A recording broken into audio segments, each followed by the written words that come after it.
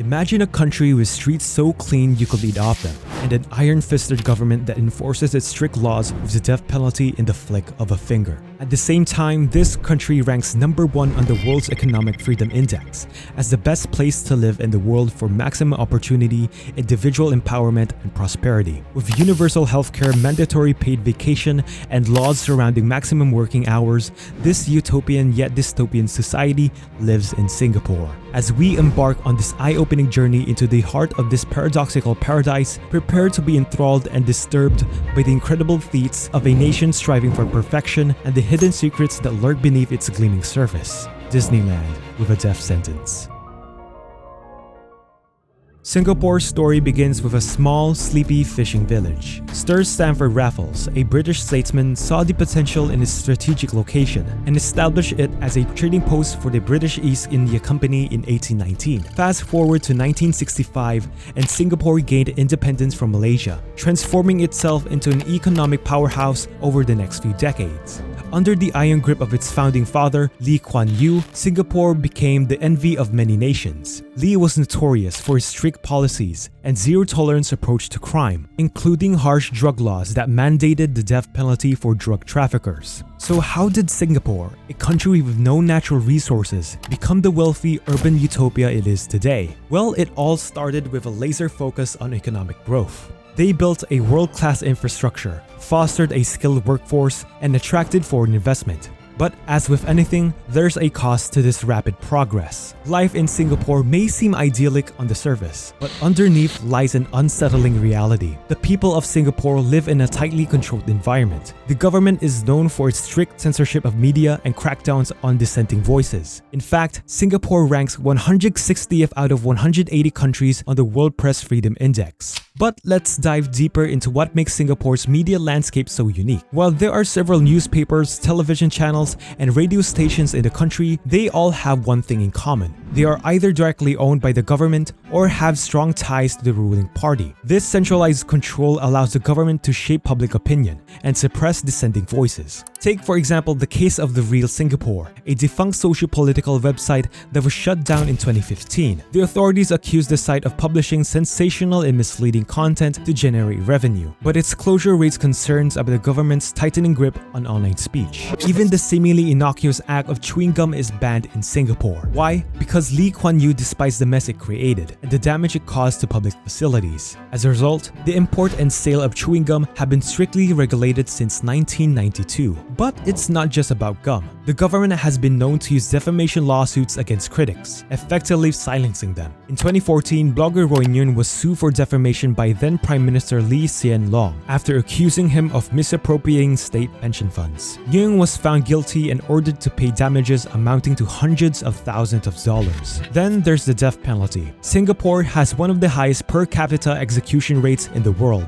Drug trafficking, murder, and certain firearms offenses can all lead to a date with the hangman. And the mandatory death sentence for drug trafficking has sparked international outcry and allegations of human rights abuses. The case of Yong Vui Kong, a Malaysian national, is a prime example of the harshness of Singapore's drug laws. Arrested in 2007 when he was just 19 years old for trafficking heroin, he faced a mandatory death sentence. The international pressure led to a rare review of his case, and his sentence was eventually commuted to life imprisonment and 15 strokes of the cane. But for many others, there's no reprieve. The quest for progress, the income inequality gap in Singapore had widened. While the city is home to more millionaires per capita than anywhere else, it also has a significant population living in poverty. The government's reluctance to provide comprehensive social welfare programs mean that many low-income citizens are left to fend for themselves. This divide is especially evident in the housing situation. About 80% of Singapore's population lives in public housing estates, known as HDB flats. While some are spacious and well-maintained, others are cramped and dilapidated. But in a city where the average cost of a home is more than 20 times the median annual income, many have no choice but to accept their lot in life. For those who can't afford even the most basic of HDB flats, they're forced to live in rented rooms or makeshift shelters, hidden away from the glittering facade of Singapore's prosperity. These so-called invisible homeless often sleep in parks, void decks, or stairwells, constantly moving to avoid detection by the authorities. The pressure to succeed in Singapore is immense. From a young age, children are subjected to a highly competitive education system, where academic achievement is paramount. Known as the kiasu culture, which means fear of losing,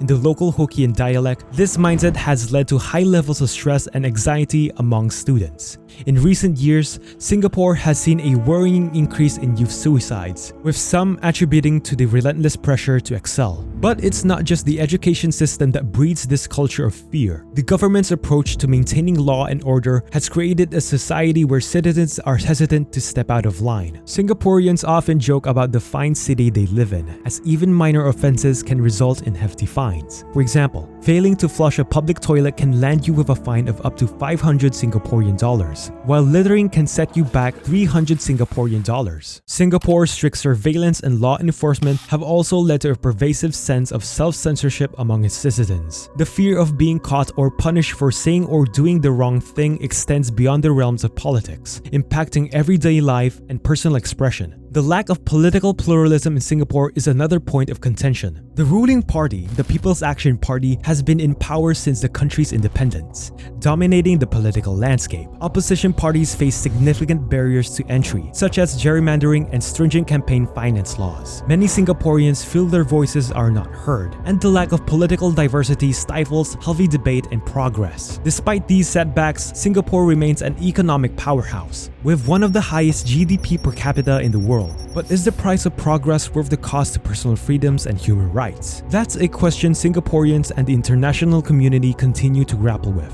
In recent years, there have been signs of change, with younger generations pushing for greater openness and democracy. The 2020 general election saw the opposition of Workers' Party securing an unprecedented 10 seats in parliament, signaling a potential shift in the political landscape. Social media has also played a significant role in challenging the status quo. Singaporeans have turned to platforms like Facebook, Twitter, and YouTube to express their opinions and dissent, bypassing traditional media censorship. Of course, this has not gone unnoticed by authorities, who continue to monitor and at times crack down on online dissent. Activist groups such as Function 8 and Community Action Network have been formed to push for greater civil liberties and human rights in the country. While their impact has been limited thus far, they represent a growing desire for change among the population. So, is Singapore really Disneyland with a death penalty? In many ways, yes. The country's strict laws, high standard of living, and seemingly perfect facade can feel like a manufactured utopia. But dig a little deeper, and you'll find a society grappling with the consequences of rapid development and heavy hand of government control. Singapore's public image as a clean, safe, and efficient city lies a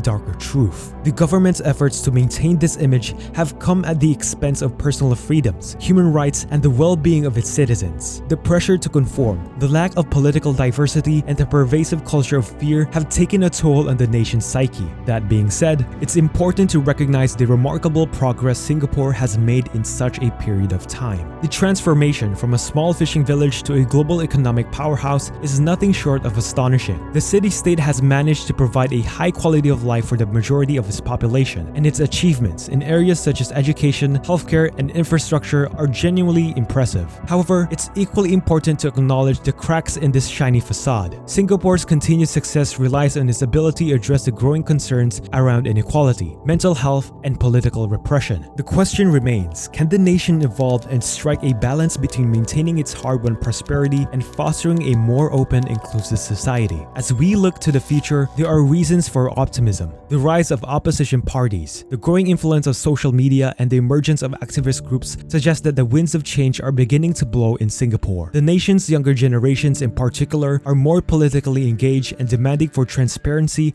and accountability from their leaders. The challenge for Singapore will be navigating this delicate balancing act. Can it maintain its economic prowess while embracing greater personal freedom and human rights? Will the ruling party be willing to loosen its grip on power and allow for a more diverse political landscape? These questions are not easily answered, but they will undoubtedly shape the future of this fascinating city-state. In conclusion, the story of Singapore is a complex and multifaceted one. It's a tale of remarkable progress, but also sacrifice and repression. The country stands as a testament to what can be achieved through sheer determination and hard work, but it also serves as a cautionary tale about the potential pitfalls of rapid development and unyielding control. As we leave behind the glittering skyline and immaculate streets of Singapore, it's essential to remember that every utopia has its dystopian side. The real Singapore, much like its iconic Merlion statue, is a curious mix of contradictions, a place of great wealth and opportunity, but also of inequality, fear, and repression. Will Singapore find a way to reconcile these contradictions and chart a new course towards a more open, inclusive, and compassionate society? Only time will tell. But for now, it remains an intriguing example of what can happen when the pursuit of progress clashes with the fundamental human need for freedom and self-expression. A Disneyland with a death penalty. Thanks for watching this video. If you enjoyed this deep dive, don't forget to subscribe to catch our videos every week. Until next time, stay informed, stay curious, and stay unfiltered.